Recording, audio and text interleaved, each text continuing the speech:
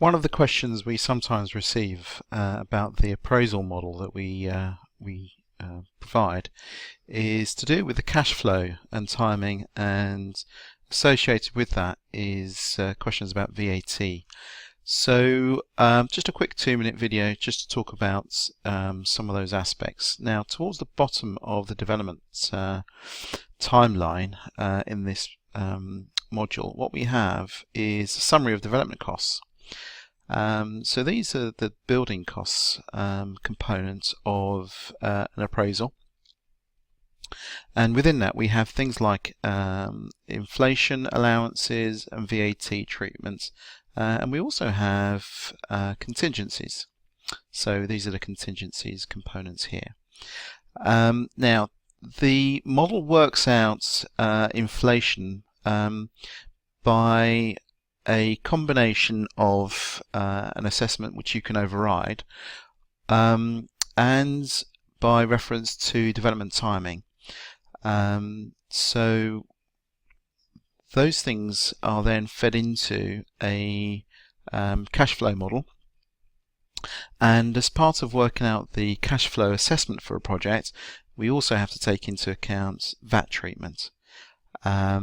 So if we go to the inflation allowance first of all, what we can see here is that the inbuilt model has, it has components that you can change, but it tells us that if we did a valuation today, that the inbuilt assessment is that we would complete the project over a period of time.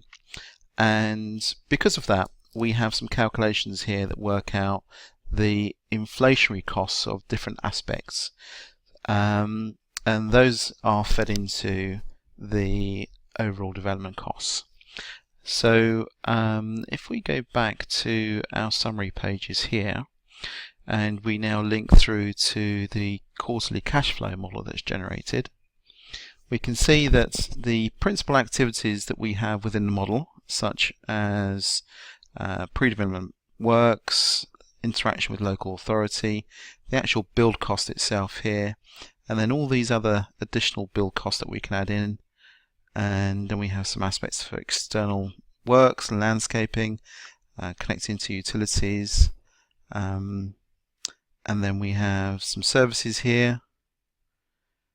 So all these aspects here, all these different types of components that we can include, they all feed through to a cash flow, which is represented here as a negative. And then when we sell the property, we then get a positive figure for the first time.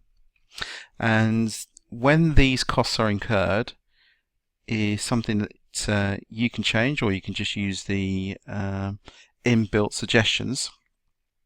And the figures are compiled into quarterly sections here, but you can see that right at the start of the project here we're incurring some costs. When we look across what they are planning related costs, which is what you'd expect.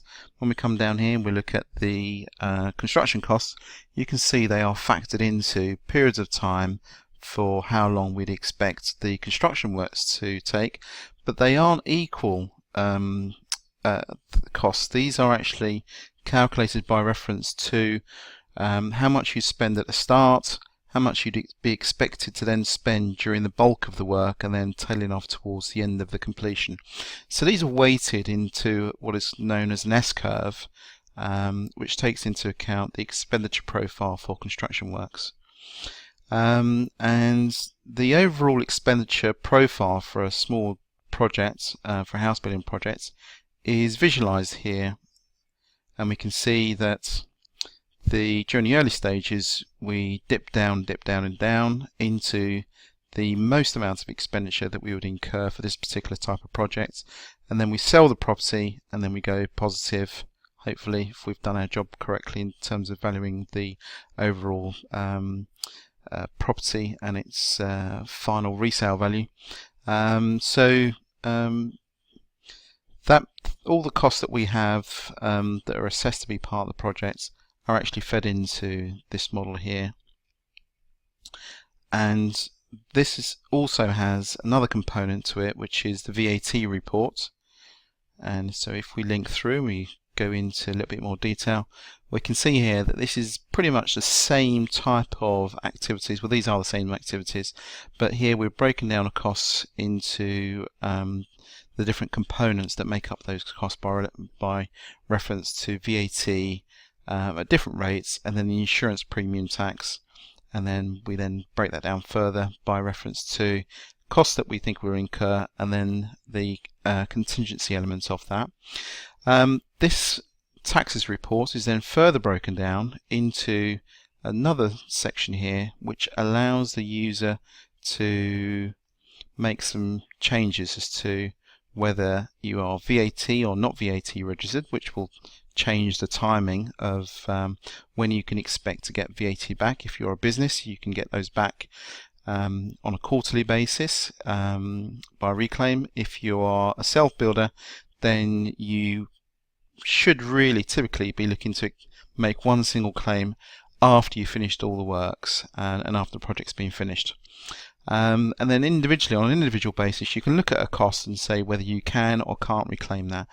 So this allows for some flexibility to do with changes in legislation, but it also gives you the ability to do a very quick initial estimate of the likely reclaim on VAT that you can make by reference to whether you are registered for VAT as a small business or not registered for VAT.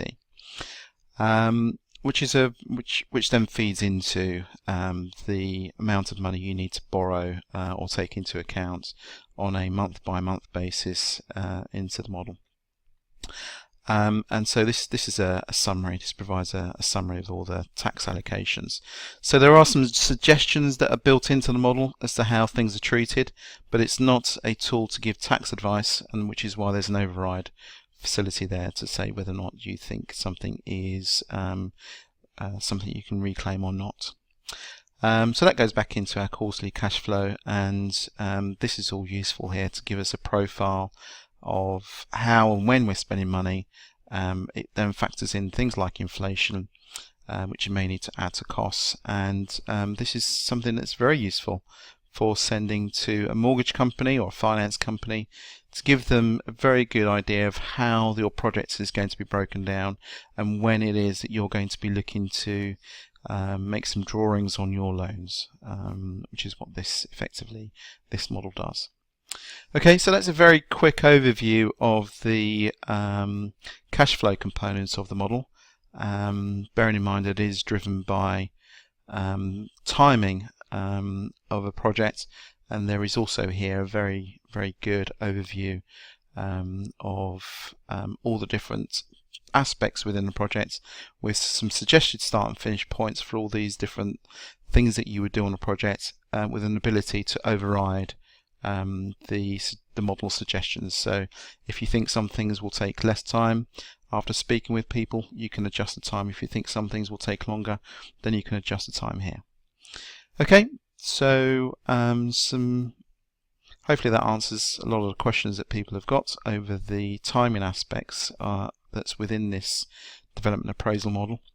If not, you can drop us a line and we'll look to see if we can add some more features in, or if we haven't explained things properly in the documentation, we can expand on the documentation.